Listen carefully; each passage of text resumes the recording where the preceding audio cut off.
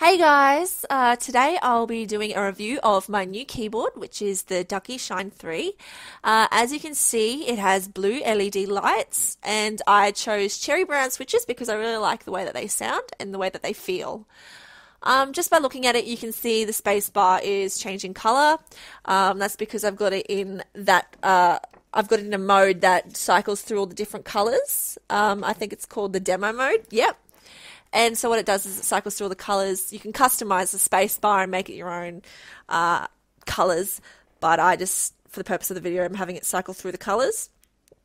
Okay, so when I first got this keyboard, it did not just come with the plain keyboard. Obviously, it came with a cord, but it came with a couple other things, which I'm going to show you before I get into the video. So first off, it came with this, which is a key changer. So what you do is you pretty much just pop that on whatever key you want to change. If I can open it up, you can kind of see it there. You pop that on whatever key you want to change, pull it up, and it'll lift the key off. No drama.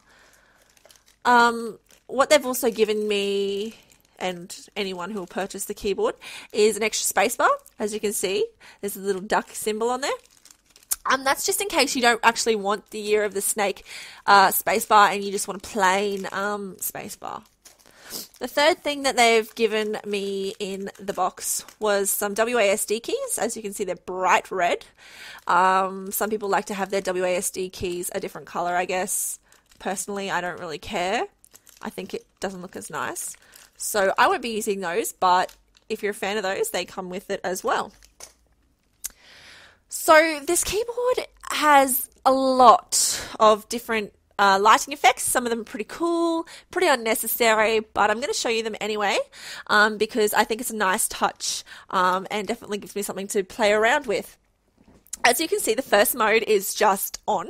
So it's just the lights on, and what you can do is you can change the brightness of the LEDs, so you can have them pretty dim or you can have them extremely bright. For the purpose of the video, I'm making them extremely bright because it's probably already hard to see. Apologies for the shitty quality of my webcam. It is 11:19 in the morning here. I've got my light off and my windows closed and trying to make everything dark, but yeah, my camera isn't so good at focusing on things that are lit up like that. If it was on my face, it would look completely different. Alright, so I'm going to get back into the modes. The second mode that we have is called breathing mode. So what it does, as you can see, is the computer is breathing. What you can do with that one is you can speed it up so it can breathe really fast, or you can slow it down, as you see there. And you can also adjust the brightness of the keys, but I'm not going to be doing that one today. The third mode is called wave marquee mode. So what that one is like a wave going across your keyboard. You can speed it up and also slow it down. It might be a bit harder to see. You can kind of see it there rippling along. The fourth mode is called Snake Marquee mode, and this one is probably my favorite, I'm not going to lie. It brings back a definite sense of nostalgia, sitting there with an old Nokia phone playing Snake. So as you can see, it's like a snake going through the keyboard. You can speed it up. You can actually really speed it up and make that sucker go, or you can slow it down and once again change the brightness and stuff like that. It's really up to you. The fifth mode is called reactive mode, and this one has a fade effect. I'm not really a huge fan of it, but it's pretty cool. So as you can see, when I press this M, it goes off. So that's kind of the fade effect. So when you're typing, the keys go off like that. They fade out, I guess. And what you can do with that one is you can increase the brightness or decrease the brightness of the unpressed keys, or you can increase the brightness and decrease the brightness of the pressed keys. I'm not going to muck around with that one because I'm not really interested in it, and I think it might be a bit of a waste of time. The sixth mode is called ripple mode. I like this mode a lot. I think it's pretty cool. Okay, so I'm just going to press a random button. And as you can see, I'll use my other hand, sorry, so it doesn't get too much in the way. As you can see, there's a ripple effect, like throwing a stone in water from whichever key I press. And if you're typing, you know, typing away.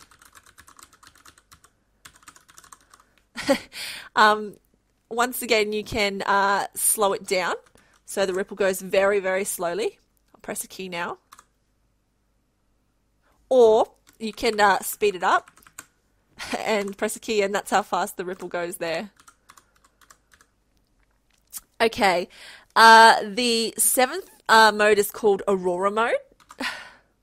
Now this one is pretty similar to ripple mode, except it goes across the keys, not down them. I'll just slow it down a bit so you can see it a bit easier. So I'll press the H button, and as you can see, it goes across the keyboard there.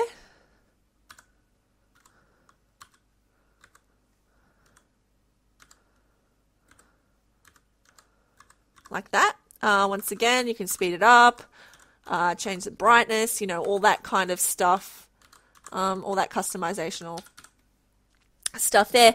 The final and eighth mode is off, and you just have your space bar there, and F1 and F5. So I'll turn it back on.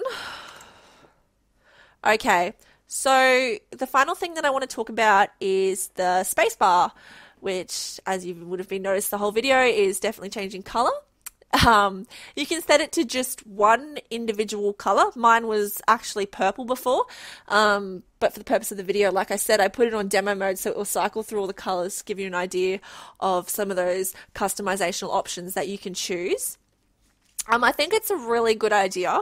I think it's very cool that you can kind of put your own touch on the keyboard, you know, and have whatever color really that you like there. My favorite color is purple. I was pretty bummed when I saw the keyboards and they had a magenta color. It was a bit too pink for my liking, so I decided to go with the blue one. But with that space bar, being able to change it to purple made it all worth it. The keyboard is quite heavy to actually hold, but when you're typing you don't notice that at all. The keys feel amazing. It just feels so nice to type on. It's crisp, it's fresh, it's very good, and it's quite compact. As you can see, I've got a larger keyboard with a numpad and arrow keys and stuff like that on it. I didn't really want a small one with just the letters because I like using the numpad. So yes, that is my review of the Ducky Shine 3 keyboard. I think it's a great keyboard. I would probably give it 9 out of 10 if I had to rate it. Took me a very long time to find a keyboard that I really liked. I was looking through heaps and heaps and heaps of mechanical keyboards with LEDs and stuff like that, and this one was definitely the best suited to my needs by far. So I hope this video has shined some light onto the Ducky Shine 3, and I hope it's given you a better insight into what a cool keyboard this is. So thank you so much for watching, and I hope you have a great day.